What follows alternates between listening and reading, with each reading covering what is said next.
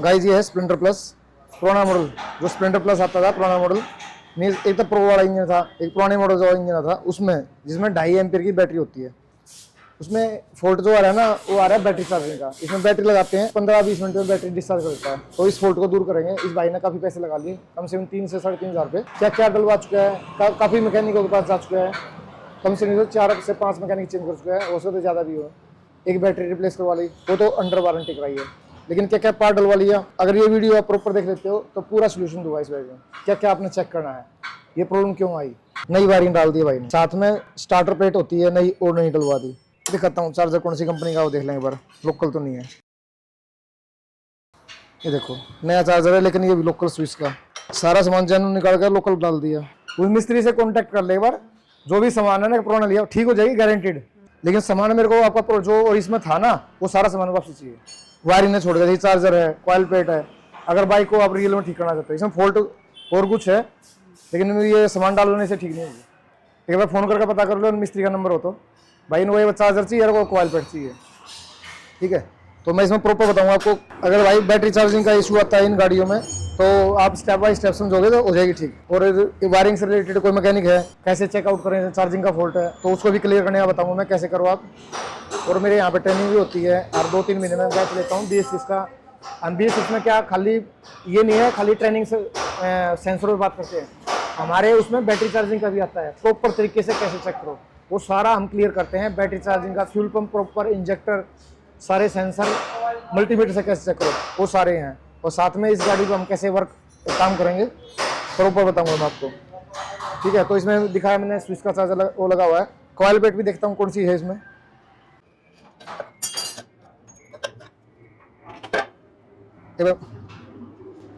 Coil plate भी local लग रही है मेरे को भाई। जो स्टार्टिंग प्रॉब्लम आ रही है ना आपकी वो कॉइल प्लेट आपने जो रखी है वो वापसी, बाकी मैं जो फॉल्ट है वो निकाल देता हूँ इसका। मैंने बैटरी जो डिस्चार्ज हो रही है वो निकाल देता हूँ। लेकिन कॉइल में जो आपकी स्टार्टिंग प्रॉब्लम आ गई ना पहले ठीक थी ना स्टार्टिंग, हाँ तो ये कॉइल प्लेट ये लोकल है। कॉइल प्लेट भी लोकल है, स्विस कंपनी की, बताना कौन सी है।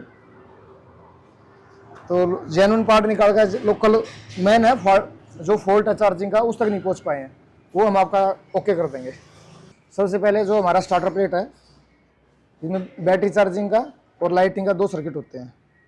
तो ये वाला वायर है जो वाइट वाला ये बैटरी चार्जिंग का है और येलो वाला है ये है हेडलाइटिंग का। तो 1500 RPM पर इसमें जो आने चाहिए वो 10-11 वोल्ट आने चाहिए इसमें स्टार्ट होने के बाद। कब तक करते स्टार्ट। और मल्टीमीटर वो कर लेंगे AC पे 200 पे। ये देखो नई कॉइल प्लेट है लोकल। वाइट वायर में क्या कितने आने चाहिए 11 वोल्ट के आसपास आने चाहिए, लेकिन इसमें येलो मारे हैं। और लोकल कॉइल प्लेट है ना तो कंपनी से ये बताओ बैटरी कहाँ से चार देखो 8 वोल्ट आ रहे हैं इसमें वाइट वायर में, और इसमें आ रहे हैं 10 वोल्ट।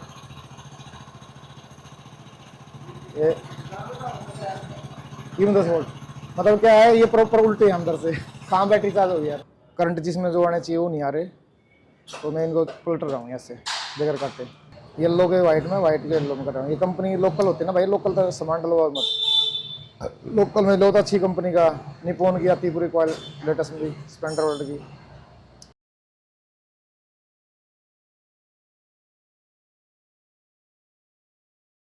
भाई ने पता नहीं कितने 3,000 रुपये लगा लिए, फिर भी प्रॉब्लम ना हुई सॉर्ट आउट। तो सबसे पहले जो मैंने बताया था आपका यहाँ चेक करने का तरीका, वाइट वायर में आनी चाहिए 10-11 वोल्ट और येलो में आनी चाहिए 8-7-8 वोल्ट। तो इसमें उल्टा हो रहा था, हमने तार पलट दिया। अब देखते प्रॉब्लम सॉर्ट आउट होगी। दूसरा इसमें खड़ी बैटरी में वो हो रही है, मतलब बैटरी चूस रही है। अब वो प्रॉब्लम सॉर्ट आउट करेंगे। बता रही है स्विच ऑफ होता है गाड़ी का, ये स्विच ऑफ कर दिया हमने, ठीक है।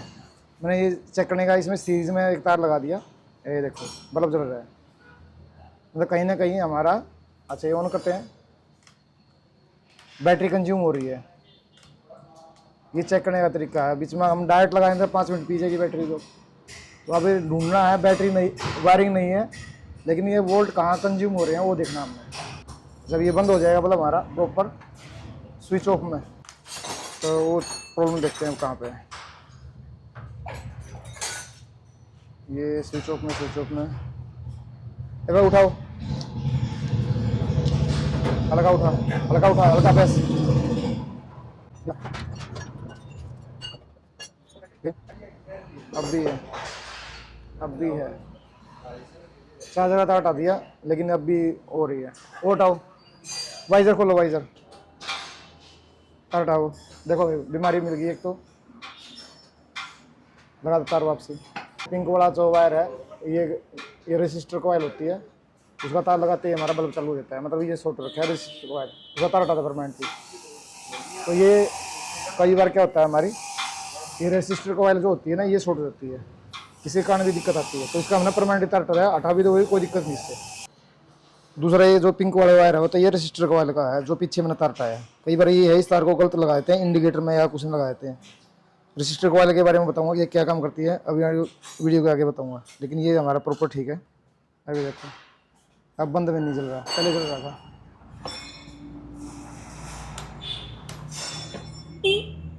कौन बोलेगा? अब बोल, अब जो चल रहा है क्योंकि मैं इस पर लोड डाल रहा हूँ, ये लोड के टाइम चलना चाहिए। अब हमारा प्रॉपर ठीक है। पहले स्विच ऑफ में ही चल रहा था। क्यों चल रहा था? जो रेसिस्टर कॉइल का तार है वो लगा रखा था। प्रॉपर नॉलेज नहीं है हमारे मैकेनिक भाइयों को थोड़ी, तो वायरिंग के बारे में खासकर दिखाता हूँ। हमारा डीसी वोल्ट चेक करके, पहले बढ़ नहीं रहे थे, पहले तो खड़ी में ही पी रही थी, मतलब दिखा देना शॉर्ट हो रही थी रेसिस्टर कॉइल के कारण। है देखो रेड वोल्ट बढ़ना स्टार्ट हो गया। तो ये हमारी गाड़ी ओके हो गई है। तो मैं इसको करवा रहा हूँ फिट और बताता हूँ क्या क्या प्रॉब्लम और है इसमें और क्या दिक्कत हो सकती है। ये प्रॉपर ठीक है। तो अगर स्प्लेंडर ओल्ड मॉडल है हमारी तो और उसमें दिक्कत आ रही है बैटरी चार्जिंग का, तो सबसे पहले दिखाया मैंने आपको एसी वोल्ट चेक करने हैं वाइट वायर में और येलो वायर में, इन्हीं दोनों में एसी चेक करने हैं। लेकिन वाइट में कितने आएंगे 11 वोल्ट के अराउंड 1500 RPM पे, और येलो में आते हैं 8 से 9 वोल्ट।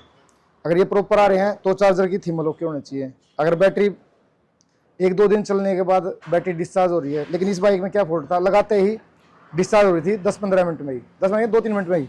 उसका कारण क्या था, ये शॉर्ट हो रखी थी। ये पीछे रेसिस्टर कॉइल है, इसके तार भी हटा दोगे कोई दिक्कत नहीं है। इसको निकाल कर फेंकी दो, तकरीबन खराब हो जाती है, पीछे ग्राउंड हो जाता है। तो उसमें ये स्विच ऑन करते हैं ना, उस टाइम इसका कनेक्शन कट जाता है। लेकिन ये स्विच खराब था जिसके कारण ये अंदर से शॉर्ट हो रखा है। नहीं तो बैटरी स्विच ऑफ करते हैं ना, ऑफ करने के बाद इसका कनेक्शन आता है, जो फालतू करंट है वो आपसी बॉडी में अर्थिंग में चला जाता है। ये काम होता है रेसिस्टर। ये गर्म भी हो रखी है, देखो सारा फॉल्ट इसी का था, जो खड़ी गाड़ी में बैटरी पी रही थी। दूसरा इसका चार्जर भी स्विच का है, ये सारी कॉइल प्लेट भी लोकल डाल रखी है। अगर जेन्युइन पार्ट होगा तो दिक्कत आनी नहीं है। फॉल्ट कुछ था लेकिन भाई के लगा दिए 3-3.5 हज़ार ना नॉलेज होने के कारण। ठीक है। अब इसमें दूसरा एक फॉल्ट हो रहा है इसमें, अभी भी इसकी बैटरी 2-3 दिन के बाद डिस्चार्ज होगी। वो मैं दिखाता हूँ क्या फॉल्ट है। इन बाइकों में हमारा जो टेल लाइट का बल्ब होना ना, वो 12-10-5 ये डलना चाहिए। ये 12-21-5 का डला हुआ है इसमें। तो ये है स्प्लेंडर प्रो का।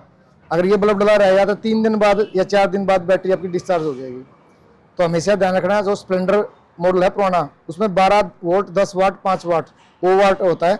ब्रेकिंग वाला 10 वाट का होना चाहिए। जो जिस टाइम हम ब्रेक दबाते हैं तो 10 वाट का फ्लाइमेंट यूज होगा, तभी प्रॉपर हमारी बैटरी चार्ज होगी। नहीं तो ब्रेक दबाते ही बैटरी चार्जिंग का जो होता है वो सारा उसी में हो जाएगा, किसमें, बल्ब खींच लेगा उसकी, तो बैटरी चार्जिंग नहीं कर पाएगा। तो ये भी कई गाड़ियों में, कम से नहीं तो 4-5 से गाड़ियों में मैं कर चुका हूँ। टेल लाइट के बल्ब के कारण भी हमारी ये गाड़ी की जो बैटरी है वो डिस्चार्ज, मतलब बैटरी चार्ज नहीं हो पाती। तो टेल लाइट बल्ब डलवाते हो ध्यान रखना, पुराना मॉडल है। मैं तो ये 12-21-5 वाट है ना बल्ब रखता ही नहीं। कारण क्या है, लड़कों को भी नहीं पता, वो उठाकर सब गाड़ी में ये फंसा देंगे। और जो गाड़ी ठीक होगी ना वो भी, उसका भी इश्यू बन जाता है।